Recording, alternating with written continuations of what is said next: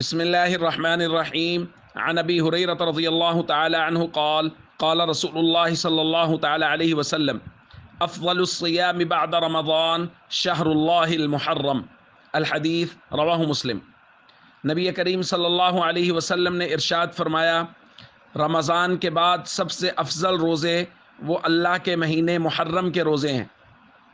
دوستو، محرم الحرام کے روزوں کی بہت سی فضیلتیں بیان ہوئی ہیں۔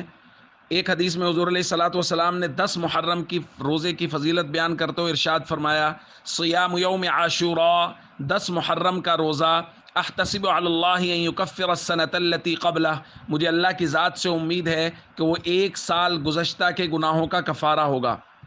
اور 10 محرم کے ساتھ 9 محرم کے روزے کا بھی اللہ کے نبی صلی اللہ علیہ وسلم نے حکم دیا، کیونکہ صحابہ کرام کہتے ہیں کہ حین صام رسول اللہ صلی اللہ علیہ وسلم یوم عاشوراء وامر بصیامہ، جب حضور نے 10 محرم کا روزہ رکھا اور اس کے رکھنے کا حکم دیا تو صحابہ کرام نے عرض کیا، یا رسول اللہ، یہ ایسا دن ہے کہ یہود و نصارہ بھی اس دن کی تعظیم کر کے روزہ رکھتے ہیں۔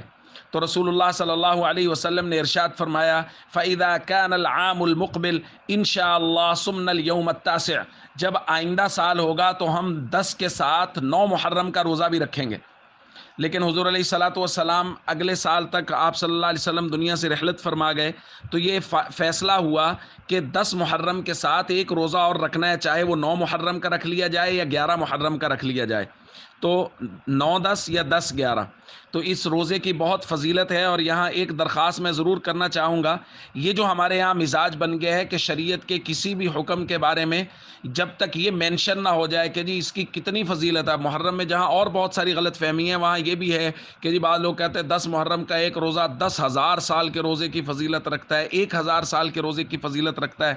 اور یہ جو مزاج بن گیا ہے کہ جب تک یہ مینشن نہ کیا جائے کہ اس عمل سے کتنے سال کے روزوں کا، کتنے سال کی عبادت کا ثواب ملے گا، اس عمل کی طرف توجہ ہی نہیں کی جائے گی، یہ مزاج بالکل غلط ہے۔ بس سب سے بڑی ترغیب اور سب سے بڑی دلیل یہ کافی ہے کہ کوئی عمل اللہ کے نبی صلی اللہ علیہ وسلم نے خود کیا یا آپ صلی اللہ علیہ وسلم نے اس کے کرنے کا حکم ارشاد فرمایا، تو بس ایک مسلمان کے لیے اس سے بڑی اور کوئی ترغیب نہیں ہے اور اس سے بڑی اور کوئی دلیل نہیں ہے۔ اس لیے عمل کی فضیلت کی مینشن کرنے میں نہ پڑیں، بس جو عمل اللہ کے نبی صلی اللہ علیہ وسلم سے صحیح سند کے ساتھ ثابت مل جائے یا اس کا حضور نے اس کا حکم دیا ہو یہ مل جائے، تو اس عمل کی طرف پوری توجہ کر کے اس عمل کو کرنا شروع کر دیں۔